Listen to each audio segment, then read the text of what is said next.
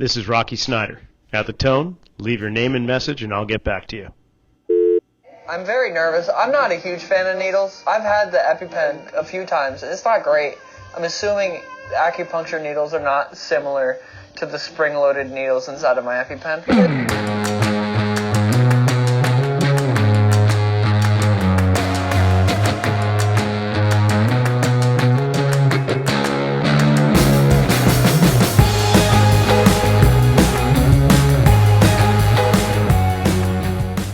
I get to enjoy sitting down with Riccardo Galeotti, who is an acupuncturist out of Canberra, New South Wales, Australia. He's got one-to-one therapy, single-room treatment, but he not necessarily combines the flow motion model and the teachings of anatomy and motion with acupuncture, but he has them side by side with the patients that he sees. I hope you enjoy the show. My goal with this was to basically, I wanted to, there's some of us that have been really working very deeply with the flow motion model, anatomy and motion, and have taken several years of coursework with Gary and Chris, and of course have delved deeply into the online platform. And so the inner circle, or the inner sanctum, shall we say, those people that have been doing their profession, integrating the AIM philosophies and the flow motion model, that's really what I want to get into with these kind of podcasts, is how is somebody who is a strength coach incorporating it into their world versus somebody, or in conjunction with somebody that's a body worker, a chiropractor, an acupuncturist, and how do you just encompass everything together? What's the recipe for your success, and why is it that the flow motion model is such an important aspect, or anatomy and motion in general, an important aspect in your day-to-day? Because I've looked at your website. Obviously, we've communicated through the Facebook forum and so on, but it was only recently that I realized that you do acupuncture as one of your main kind of services that you have. So I'm really intrigued by that, and seeing the way in which TCM, acupuncture, overlays with the flow motion model, and what you notice with meridians or channels, and the biomechanics of joint relationships and so on. So what do you think of that? Well, I've been on this path, I think, for probably about 8 years of trying to find out a different method of helping people. So acupuncture is great at putting a needle in, getting the pain gone, and that's what I thought acupuncture was great at. Put a needle in, pain goes away, we're great. But then I had people always coming back every week thinking, "What, the pain's still there, Riccardo? It hasn't gone away. It's good for 1 or 2 days, and then it comes back." And it frustrated me, because I was doing the same treatments all the time to the same sort of flow of people. And I thought there's got to be different. I'm missing something, because if I'm reading the textbooks right, I'm applying the philosophy correctly of acupuncture, they should be healing themselves, and I don't need to put acupuncture anymore, needles in. But that wasn't the case. So I started looking outside the box, thinking, okay, this must be something else. And I ventured into NKT and looked at that and thought, this is okay, some other aspect. And then I think I asked a few other practitioners, what can I learn about gait? I think gait's important. People are always walking. In Chinese medicine, there are a number of channels that are always operating in a 24-hour cycle, the sinew channels. And I thought, well, if we implement and target those channels, they will directly influence the internal aspect of the body. Great theory. Who's the best person I can look at that does gait theory?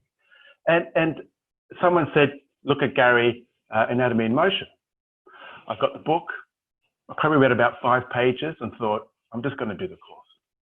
Did the course, and I couldn't believe the amount of information delivered in 6-day course, the first immersion course I think they ever produced. And for the first time in my life, I sat there, I had no idea what they were talking about. And I thought, I don't know what they're saying fully. I can't understand eversion, inversion, all that kind of stuff. I need to take a while to look at this information. And I walked away thinking, there's something good about this.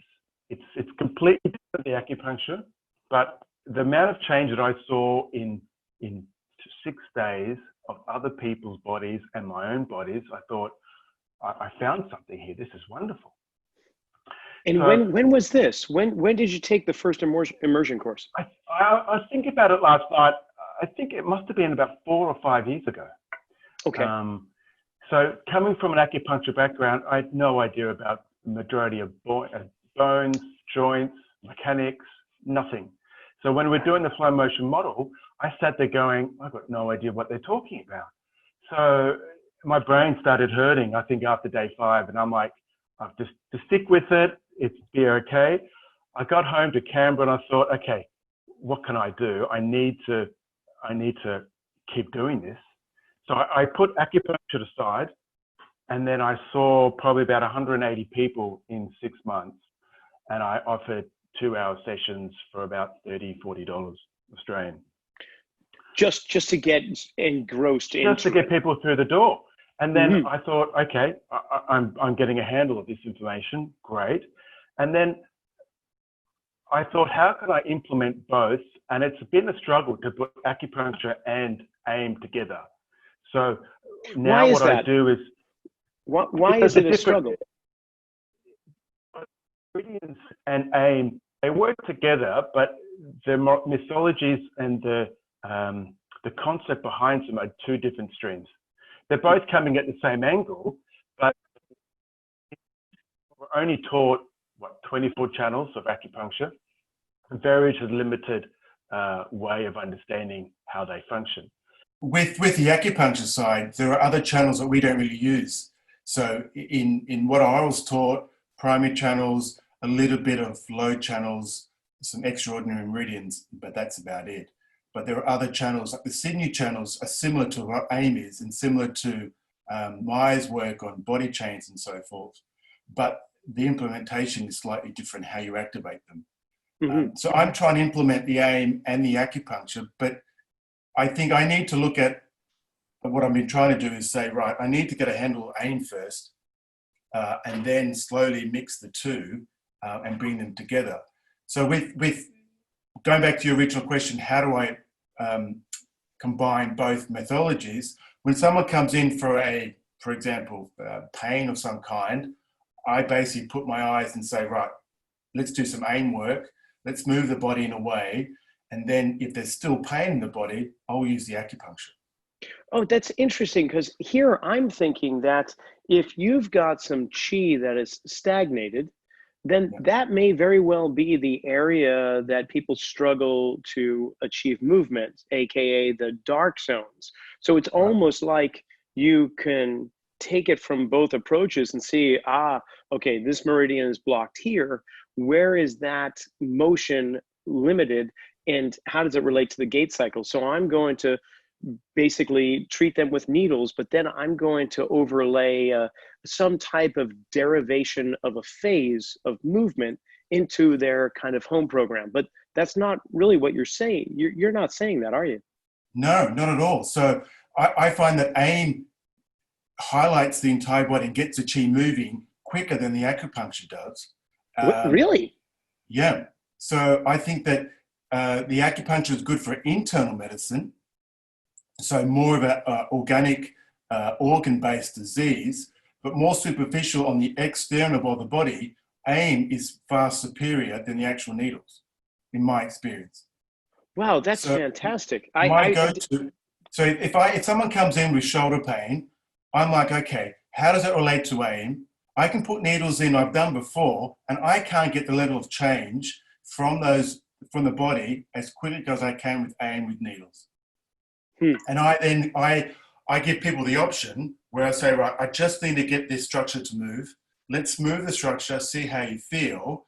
And 9 times out of 10, the sensation of that pain that they're feeling is gone. And then I can say, right, let's then do a generic treatment for the internal. That there's so much other things going on that I can't target as quickly with AIM. you can get there. So the external will change the internal, and internal will exchange the external in terms of how the body operates. But it's harder to go in and out. It's quicker to go outside and change the interior, if that makes sense. No, So, that's fabulous. It wasn't anything that I was imagining, to be honest. I was honestly thinking that you were seeing, again, where they're restricted, you give them homework to do, and at the same time treating them. But your approach seems to be far more dramatically effective in a very positive way, obviously. yeah. Well, that's fantastic. So go ahead. No, it's okay. Yeah. I was just wondering, so many of us have different types of assessments that we use through anatomy and motion, whether it is the poor man's foot scan, if it is a static posture assessment, or a dynamic assessment. There's a number of tools. Plus, you mentioned NKT. So if you're a neurokinetic therapist and you want to do some kind of assessments through that realm, everyone's got their own form and approach. How do you typically do it? And do you assess them through the veil or the lens of traditional Chinese medicine, as well as anatomy and motion? Both. So obviously it starts when they walk in the clinic, looking at obviously their posture in terms of AIM methodology, but then looking at, the facial complexion, the body position, what their eyes look like in terms of Chinese medicine, the way they talk, their manner. So you can start to say, well, what kind of person they are in Chinese medicine in terms of what's happening to their qi, what's happening to their blood, how is their shen, and then looking from that saying, okay, what can I do to make them, feel better, target what their specific area is, and introduce both at the same time. So it's hard.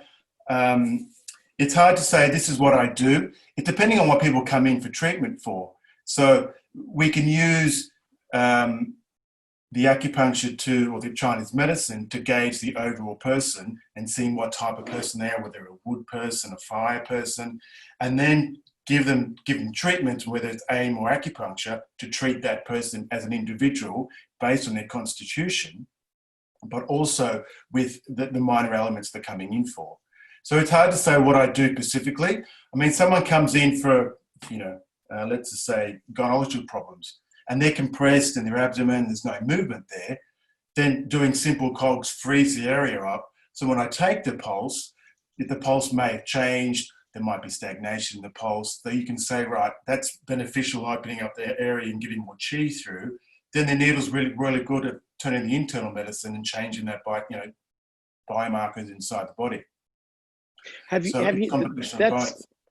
very comprehensive. So with your patients or in your clinic, yeah. Have you noticed a difference in, one, the type of patients, the volume of patients that you're seeing, and just the quality of recovery as you have applied anatomy and motion in combination with your acupuncture and traditional Chinese medicine?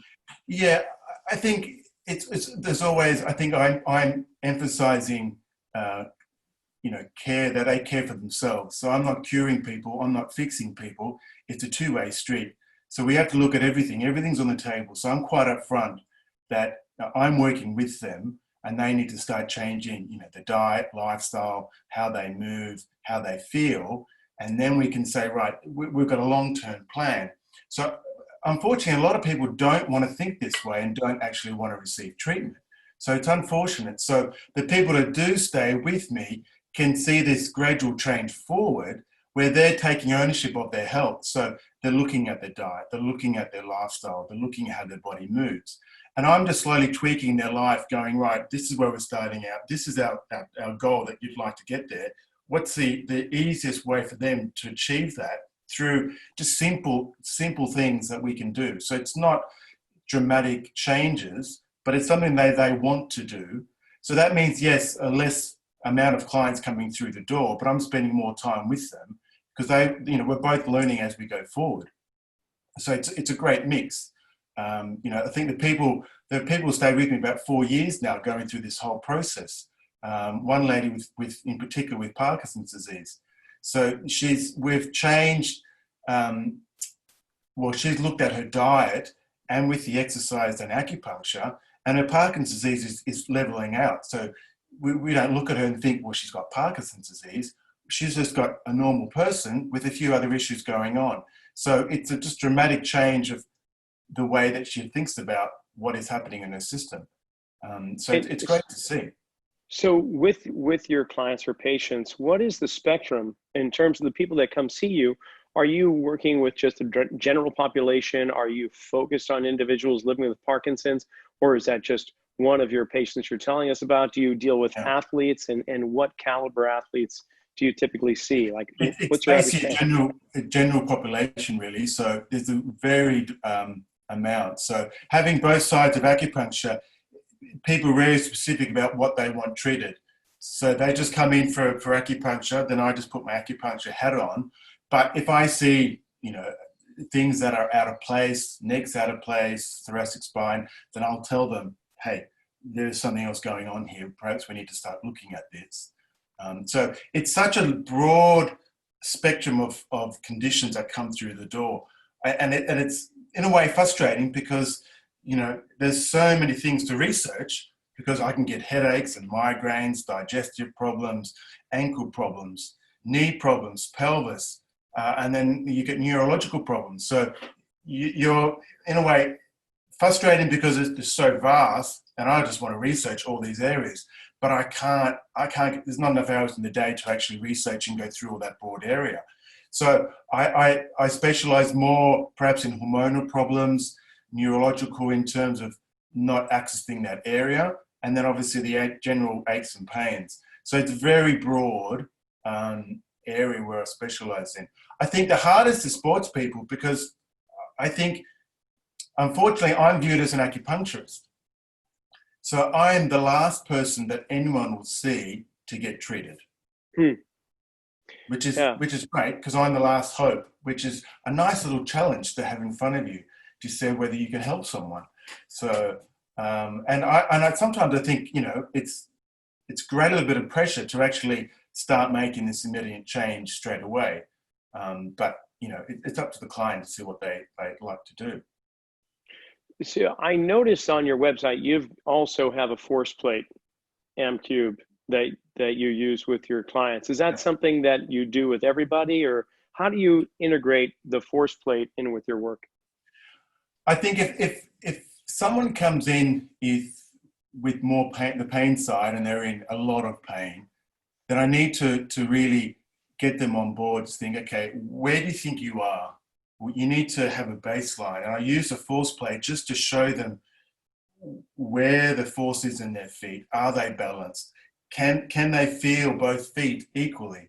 And if I can see a hip shift, a hike or drop, or some other abnormality in their spine, I put them on the force plate and I get them to walk over it. So I get a static and a dynamic assessment and think, okay, you need to see where you are. This is the baseline.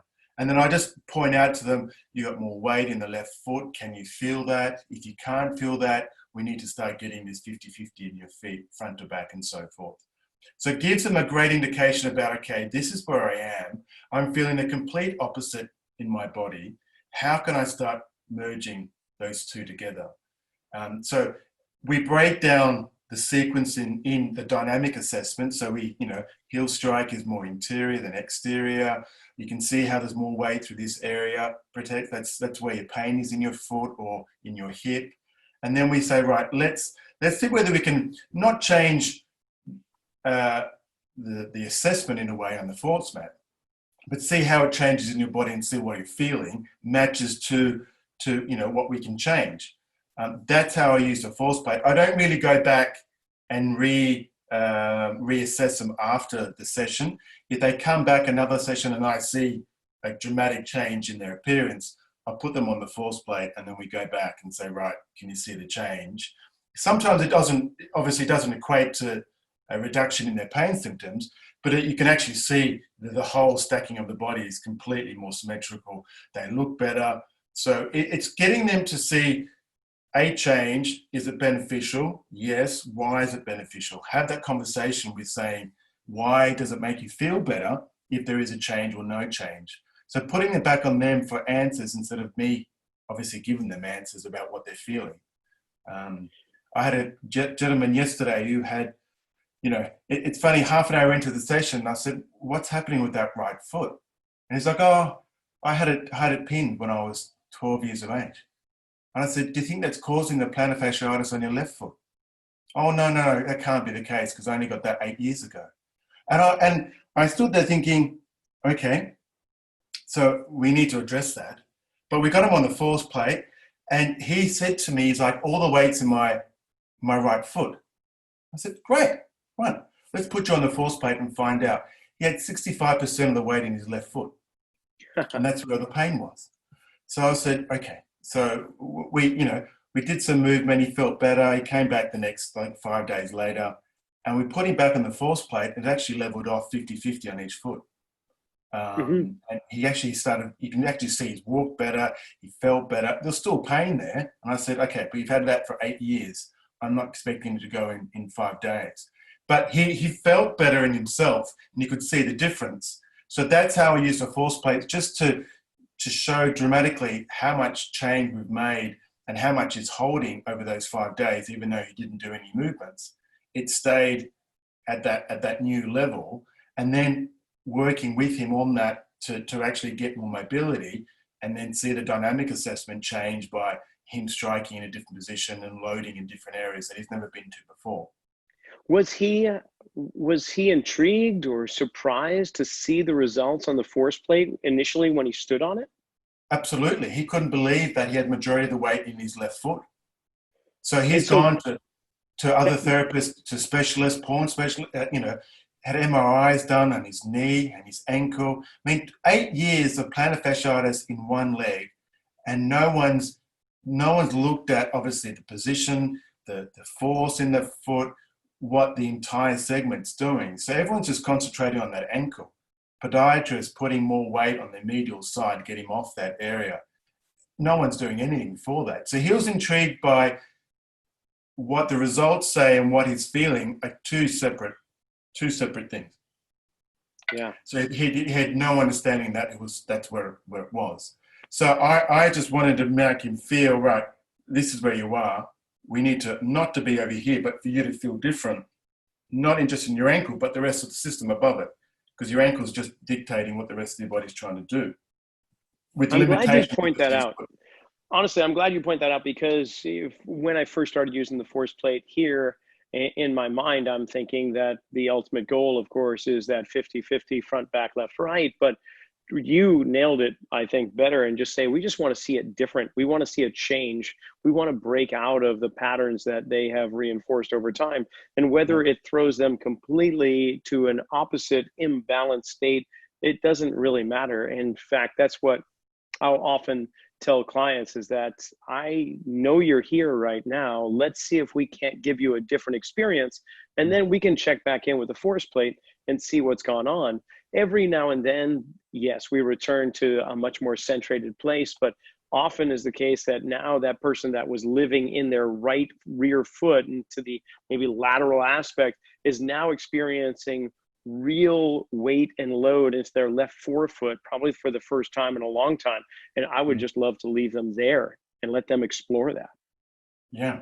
It's in a way, the force plate's telling you, I'm putting a lot of weight here, but where are they not putting weight? Yes. So, for the first time in his life, I think he stood there for a moment and think, Riccardo, when you told me that my left ankle never moved, I thought you were joking, meaning my right ankle. And I said, no. I know that your right ankle never moves. I can see that, but your left ankle is behaving like your right. So now your brain has no options. It can't use your left. It definitely can't use your right. So we need to obviously incorporate that left ankle more in your body, but eventually trying to work out how to move this right ankle without moving your right ankle. And he stood there for a moment going, that's quite reasonable. But no one's actually looked at the rest of his system to think what can help this ankle, which I don't understand. So I think he saw a specialist yesterday, which all that specialist did was just take x-rays of his ankle and his knee. And I said, that's okay, we'll work to that, but let's just get you off this foot. Let's get the rest of the system moving. And he was surprised. I think we did, at the end, we just did a shift, lateral shifted his body right or left, I think. And he's like, I don't understand what we're doing. We're putting more weight into the left foot. But by doing that, then aren't we going to put more weight and more pain in that heel? I said, potentially, yes, but just have a go. I think he did about 5 repetitions, just a gentle shift of his pelvis left. He took his first step and said, oh my gosh, I'm feeling the outside of my ankle for the first time, and I'm putting more weight in my toes. And I said, how does it make you feel? It's like, well, I'm actually, able to feel and have that sense of security in that left foot for the first time that I haven't felt before, because I don't want to put weight in it. And I said, great. So he was so happy in himself because he can now trust his body to say, right, I can put that foot down without putting too much pain on that outside or the inside area of his calcaneus. So, it's funny how I look at that and think, can I use acupuncture to get that same result? And I'll sit there and go, no, I can't do that. Perhaps I could over a longer period of time, but I think I'll lose the trust of my clients if I use acupuncture in that situation. I don't think I could actually use acupuncture and get those, not the same results, but the ability of let that body move into a different position by itself and having the trust. And that's where I think the difference between the acupuncture and AIM is not the quickness, but the ability of letting the body find that new position by itself, with some quick, easy movements to do. So I guess that leads me to my next question, where you're putting the people into these movement experiences, getting them to really load into places that they have not been loading for a while, or decompress areas, essentially just encouraging proper pronation mechanics all the way through the body, or supination, whichever the case may be, the combination of both, depending on what stances you're taking and so on. But once you've done that with somebody, have you noticed the ease or a difference in how you treat them afterwards? Meaning, like, say you've been working with somebody and you've just been doing needles with them and TCM, and then you decide, you know what, I'm going to start to integrate in some AIM action. And then you go back and now you notice that maybe their pulses are changed, maybe the stagnated areas, maybe the chi is flowing more, maybe there's more blood flow here or anything. Have you come to observe that at all? I have more with neurological symptoms. So I'll go back to this lady with Parkinson's disease. So we've done both. We've used the acupuncture more for internal, and then got this lady off the table and said, right, we really got to get more movement through and more proprioception, more feeling, more nerve supply, and just get your brain used to saying we've got another foot, and then put her back on the table and measured her pulse. And I think it doesn't calm the system down. It just really accentuates what needs to be worked at and what channel system really needs to be identified. So I don't really use TCM anymore. So I use more classical acupuncture, which is more about disease progression through the body. So we're looking at, not to say all neurological systems would basically use the liver channel, for example. We say if disease manifests internally, then we use the stomach and the spleen as an internal pathogen. And then if that disease keeps on progressing through the system, then we start using different channel systems to where the disease is progressing. And then as that is, I wouldn't say the word changed, but resolved, then it has to be brought back out of the system in the same way that it's progressed in. So not looking at TCM where they're saying, right, if you've got liver chi stagnation, you're going to use the liver. We're looking at where, if there's a chi stagnation, for example, cogs will get that chi to move throughout the whole body because we're emphasizing the whole movement from the inside out, for example. Then we're going to say, well, if it's an internal decision, whether it's chi deficiency, we're going to look at the spleen channel and then use the spleen channel to tonify chi so it moves throughout the whole body in conjunction with the lungs, which governs chi. Fantastic. So then we can say, right, if that's the case, let's do some breathing exercises where we're potentially doing some PRI stuff, where we're opening up the lungs and getting more breathing technique in conjunction with COGS, will then get the lung channel and the spleen activating by getting more chi to circulate. Interesting. Now, for those listening to the podcast or following along in the video here, what Riccardo is talking about when he mentions cogs is that the segments of our body and the way in which we move are in oppositional positions from one another. For instance, your pelvis, as it tilts forward, the rib cage, in order to maintain good balance against gravity, must tilt backwards. And therefore, in order for the head to maintain a level position on the horizon when you're walking or running and so on, it has to counteract that backward tilt of the rib cage. And then the opposite occurs when the pelvis tilts backwards or posterior tilt, the rib cage will tilt forward and the head will tilt back.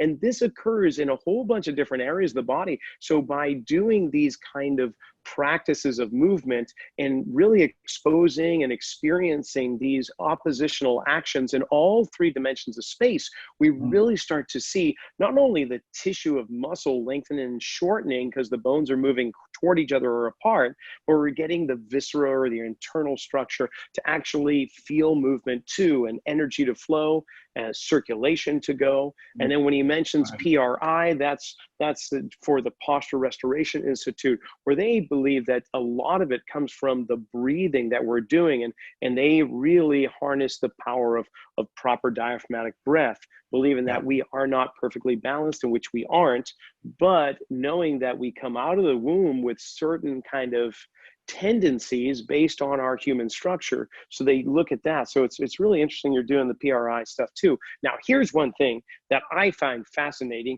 and it doesn't surprise me that you bring up your female client that's living with Parkinson's. We have an acupuncture school right here in Santa Cruz called 5 Branches. And there is a professor or instructor there, and she wrote a book about Tui Na, a technique or approach in acupuncture. And what she found with working with hundreds and hundreds of people with Parkinson's is that over 90% of those individuals suffered some type of major injury to their lower leg from the knee down.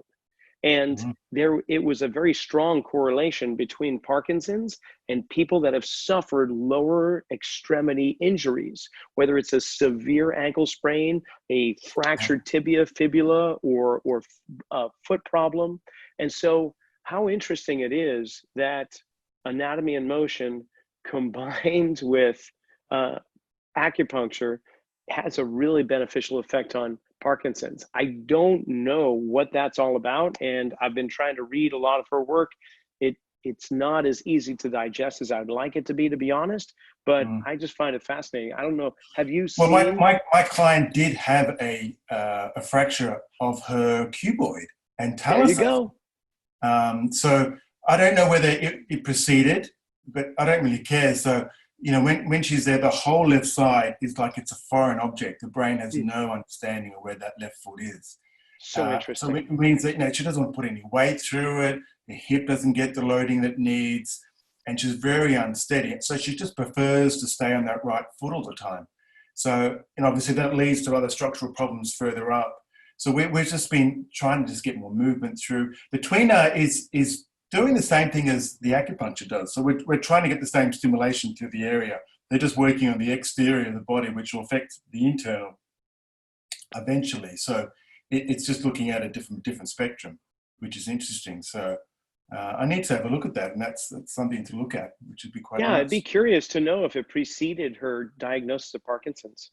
Because the people that come in and see me, we taught a class at the local hospital for individuals living with Parkinson's, and there was a beginning class and an intermediate class, but almost every single individual in that class has a history of lower leg injuries, surgeries or whatnot. It just blew me away that, wow, I wonder if the Parkinson's Society or associations are really delving into that.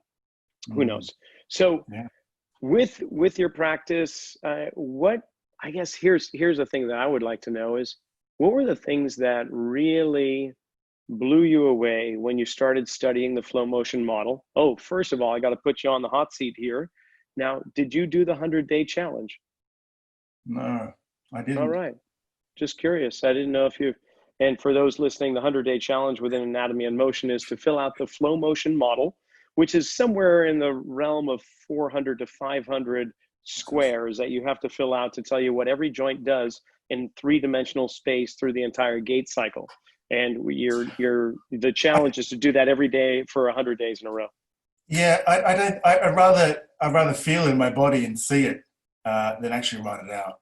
So I'm a visual person, so I want to see that in the body and go through that process in terms of seeing it and going through it and then actually writing it down. But I never went there.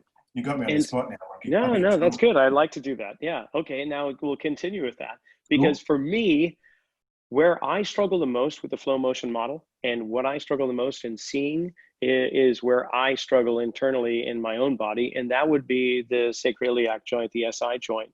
And I have always struggled to understand the mechanics of the SI joint, no matter how many people come up to me and put one hand against their palm and a fist and so on and show me what's going on. It is no surprise that the better I get at getting some of the issues in the tissues surrounding the SI, I start to see it a little bit better. But do you have an area of your body that you struggle with, that you've been working with, that you unfortunately can't see in others? It varies. So I think every year I concentrate on an area.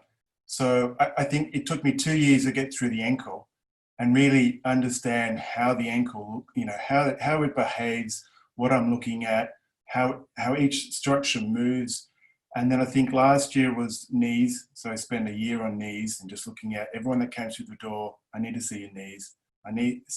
Every year I'm just looking at a new structure. So this time it's roughly going to be hips. So I have an issue with my hips. There's no internal rotation of my hips. So I'm looking at that in terms of everyone that comes in. Obviously, I look at globally what they're doing, but then I look at the hips and think, okay, what am I missing?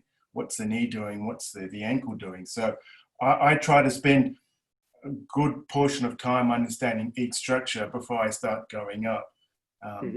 So I think the work that Chris has been doing on these small little seminars and looking at each structure as a whole and then as individual parts is fantastic. So my background isn't movement. It's more obviously Chinese medicine. So I haven't been programmed to look at movement in that way. So I've struggled with my own feet playing, the first, I think, year was my ankles and toes and feet in general. I had no awareness. So looking at that in my own body, feeling that move, ankle move, big toe, all that kind of stuff, and then go into the next structure and say, well, if that's sorted out, what's my knee up to? And I think there was a lot of disconnection with my left knee. And I think it wasn't until about 2 years ago that I felt this blood actually penetrate into my left kneecap. And I've had, surgery there about 20 years ago. And for the first time I felt my knee. So that just made me step back and go, what are my knees actually doing? How are they moving? Where's the contact point? What can't they do? So those two areas I've been looking at my own self. But then once those are sort of managed, I look up to the next structure and think, well, what are my hips doing? What can't they do? And how they actually meant to move is the thing that I always struggle with. We always see, dysfunctional bodies, but what should a joint look like? And I think that the more you see the dysfunction in other people, then you'll start, honing in on what it should be doing, which is always a challenge because you never get a perfect body. So how has that changed over the course of, say, the last 5 years since you've been pursuing anatomy and motion, understanding the flow motion model and really delving deeper into joint by joint and then integrating it together? But like when you began seeing people, like you mentioned earlier in the hour, and you were just seeing them for 20, 30 Australian dollars or whatnot, to where you are now, what has been revealed to you through this process? What can you, for instance, if there are people that are just starting out with this process and understanding the flow motion model, what can you provide them with some kind of insight? It takes time. It takes time to know how every structure moves. So in a basic way of, 6 ways that a joint should move or can move, for example. And then once you think you know how it moves, then looking at, for example, what I think the first year when everyone came through, I thought I was doing transition correctly, so external rotation of the ankle. And then I think the next year I went back to AIM and we did this whole 6-day course. And in my mind, I'm going, I did that wrong, I did that wrong, I did that wrong.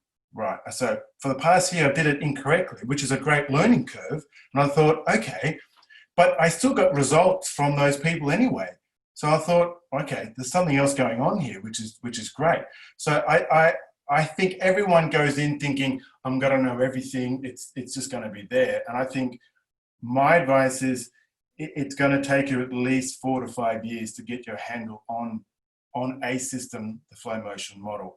And then in that time period, then you start focusing on different relationships within that model, and it becomes even more complex because you obviously start bridging that gap and going further higher into the model. So I would suggest then to take your time in each structure, understand how it should move, and then understand how it doesn't move in your own body first, and then start slowly moving up to every other structure above and below, and take your time to understand it. Because I think we go in and learn the model and obviously have a system where everything should be in A and B column and all that kind of stuff. But if it isn't in that column, what do we do? Because I think people are stuck saying, well, I've been doing this and it doesn't work. What should I be doing? Am I missing something? And I think it's sometimes, and Gary Chris say, stepping back, looking at the whole structure and going, right, that's not moving. And then really fine tuning, getting that to move, step back, do your analysis again and finding out, okay, that's moving now, but there's something else. I think that's what I missed for a number of years is not stepping back, thinking, right, that should move, it's not moving. Obviously that box of the flow motion model has that joint in all positions going all the way up. For example, in the sagittal plane, we should step back, find out what's missing, how does that interact with the rest of the body. If we move that, does that move? And working out what is the area that you want it to move, if that is answering your question. It answered it very well indeed. So let's say you've gone through a session with one of your patients and you've come across some movements that you want them to experience. Now, in our Western world, we're already thinking in a linear fashion, like you want to do so many of these movements and so on. But if we just put that aside, everyone's going to be different. And there's going to be some people that really absorb everything quite well, and they want more and more and more, where other people are going to be very hard pressed to be compliant to any type of regularity with these things. So when you meet somebody, you walk them through some things and you give them homework, shall we say, what does that look like? Do you give them a certain number? Do you try and only have them work on one thing? I know everyone's going to be a little different, but on average, what does that look like? Well, it goes back to what they're after and what situation they're in. So I find people with immense amount of pain, they'll do anything to get out of that pain. So I give them probably about 4 movements to do, 2 which is the most crucial I think you need to do. And then if you've done those 2 and you want more, then there's 2 more to do. And I'll write them up in a sort of a format saying, this is what I found, this is what I think you need to do to progress forward with these 2 things. And that could be me recording it or me doing the action itself. So either way, whatever that works for best. And then 2 more movements, what I think is what we need to work on in the future if you'd like to come back. And then I don't tell them how many repetitions. So it's not an exercise. It's a movement that your body should do frequently, particularly when you're walking. So the idea then is not to spend an hour doing the movements, but to do them as frequently as possible, say every hour, but just do 1 repetition, just 1. If you find that 1 repetition done beneficial for you, is better for you, you've got the option to do it again or not to do it again. And I give them that way. So they look at me and think, what does that mean? I'm like, well, if it's better, would you do it again? Yes. So if you think it's worthwhile, you'll keep repeating the thing. So they have to start thinking about what it means to them to do a movement. So for me not to say, do it 4 times a day, 6 repetitions, all that kind of stuff, that has no ownership. I want them to feel, right, he said frequently is better than the amount of repetition. So if I get up in the morning and do 1 repetition, does it make you feel better? Yes. Would you do it again? Probably. You got your answer. The more times you do it, A, you should not be in pain. You should feel better. So you've got 2 options. If you don't do it, you're in pain. If you do it, you're better. It's up to you. It's not rocket science. Isn't it hilarious, though, that you actually have to put a conversation together like that includes just basic logic, that people just don't get it sometimes. They're like, oh, yeah, okay. They're always asking, how often should I do this? Well, that's going to be up to you. As often as you can, remind your body where it needs to go and what it wants to experience, right? So I try not to say, how many repetitions throughout the day. I have to say, just do it infrequently. So you have to feel comfortable. So the more you change, the more you're going to feel differently and appreciate that new differentness, whatever that is. And then if you don't want to do it, then that's fine. But the people that, in my opinion, I think it's the same for yourself, if they're in immense amount of pain, one little thing makes them feel better. If they can associate with doing A helps with B, you're going to keep on doing that. C might come up, you might have a different pain sensation somewhere else, but that's great because it tells your body that something else is happening, which, you should encourage it in a way and start to feel different things in your body, which is, the whole point, I think, what we're trying to do. Yeah, now you do this in a class setting too, from what I saw. You do a type of movement classes. Is this based on Wake Your Body Up, or?